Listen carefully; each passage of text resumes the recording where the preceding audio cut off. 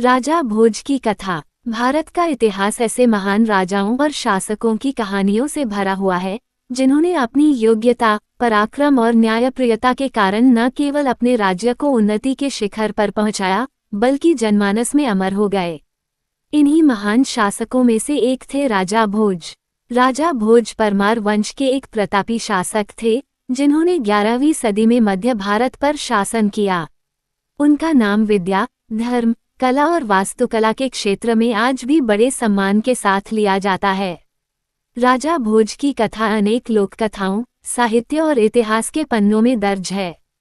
उनकी न्यायप्रियता, विद्वता और प्रजा के प्रति दयाभाव ने उन्हें एक आदर्श राजा के रूप में स्थापित किया। राजा भोज का परिचय। राजा भोज का जन्म परमार वंश के राजा सिंधुराज के घर हुआ। परमार वंश ने मालवा क्षेत्र, वर्तमान मध्य प्रदेश में शासन किया। राजा भोज ने अपने जीवन में अनेक संघर्ष किए और अपने पराक्रम के बल पर एक विशाल साम्राज्य स्थापित किया। उनकी राजधानी धारनगर थी, जिसे उन्होंने अपने शासनकाल में एक समृद्ध और सांस्कृतिक केंद्र बनाया। राजा भोज की सबसे बड़ी पहचान उनकी विद्वता और कला संरक्षक के रूप में है। वे न केवल एक योद्धा थे, बल्कि एक महान लेखक और विद्वान भी थे। उन्होंने वास्तुकला, ज्योतिष, साहित्य और धर्म जैसे अनेक विषयों पर ग्रंथ लिखे। राजा भोज की न्यायप्रियता की कहानियां पूरे भारत में प्रसिद्ध हैं।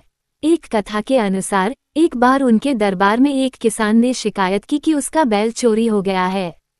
राजा भोज ने न केवल उस किसान के बैल को ढूंढने का आदेश दिया, बल्कि इस घटना से संबंधित सभी दोषियों को दंडित भी किया। इसी प्रकार कहा जाता है कि राजा भोज के दरबार में सभी को न्याय मिलता था, चाहे वह राजा हो या कोई सामान्य व्यक्ति। उनकी न्यायप्रियता के कारण उन्हें धार्मिक राजा कहा जाता था। राजा भोज विद्या और ज्ञान के प्रति अत्यंत रुचि रखते थे। उन्होंने अनेक विद्वानों को अपने दरबार में स्थान दिया। उनके शासनकाल में संस्कृत साहित्य और विद्या का अत्यधिक विकास हुआ। उन्होंने भोजशाला नामक एक प्रसिद्ध शिक्षण संस्थान की स्थापना की। ये संस्थान शिक्षा और विद्या का एक प्रमुख केंद्र था। यहाँ देश विदेश से विद्वान आकर शिक्षा ग्रहण करते थे। भोजशाला में वैदिक साहित्य, दर्शन, विज्ञान और ज्योतिष जैसे विषय पढ़ाए जाते थे। राजा भोज और स्थापत्य कला। राजा भोज ने वास्तुकला में भी अपनी छाप छोड़ी। उनके द्वारा बनवाए गए मंदिर और भवन आज भी उनकी कला प्रेमी प्रवृत्ति के प्रतीक हैं। 1. भोजपुर शिव मंदिर। राजा भोज ने भोजपुर में एक भव्य शिव मंदिर का निर्माण कराया, जिसे भोजेश्वर मंदिर के नाम से जाना जाता है। यह मंदिर अधूरा है, लेकिन इसकी भव्यता और वास्तुकला अद्वितीय है। यहाँ स्थित शिवलिंग विश्व के सबसे बड़े शिवलिंगों में से एक है। 2. झीलों का निर्माण। राजा भोज ने जल संरक्षण के महत्व को समझते हुए कई झीलों का निर्माण कराया। इनमें सबसे प्रसिद्ध भोजताल है, जिसे आज भोपाल झील के नाम से जाना जाता है। 3. धार का किला। धार में राजा भोज द्वारा निर्मित किला उनकी सैन्य शक्ति और वास्तुकला का एक और बड़ा उदाहरण है। राजा भोज की धार्मिक आस्था। राजा भोज धार्मिक दृष्टि से अत्यंत जागरूक थे। उन्होंने हिंदू धर्म की समृद्धि के लिए अनेक प्रयास किए।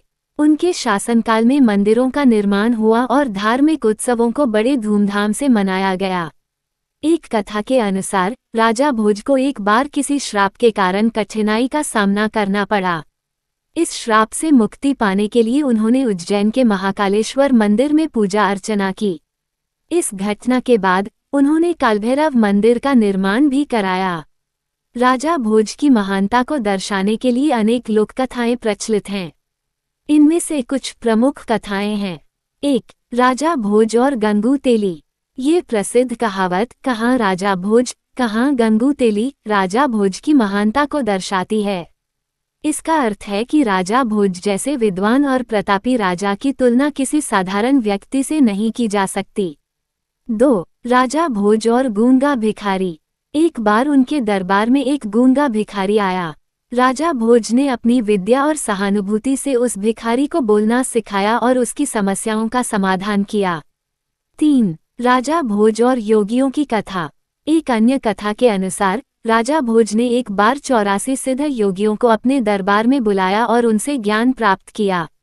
इस घटना के बाद उन्होंने अपने राज्य में आध्यात्मिकता और धर्म का प्रसार किया। राजा भोज ने न केवल कला और धर्म का संरक्षण किया, बल्कि स्वयं भी कई ग्रंथ लिखे। उनके लिखे कुछ प्रमुख ग्रंथ इस प्रकार हैं।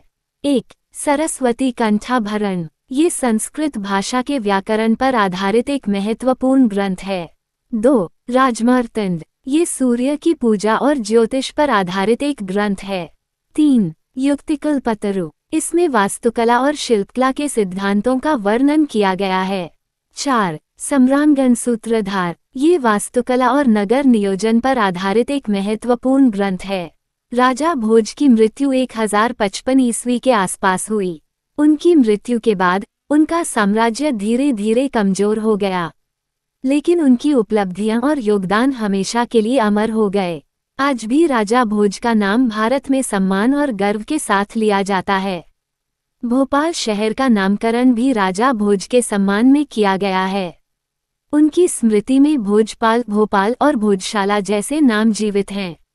राजा भोज भारतीय इतिहास के उन महान शासकों में से एक हैं जिन्होंने अपनी विद्वता, न्यायप्रियता और प्रजा के प्रति समर्पण के कारण अमर स्थान है।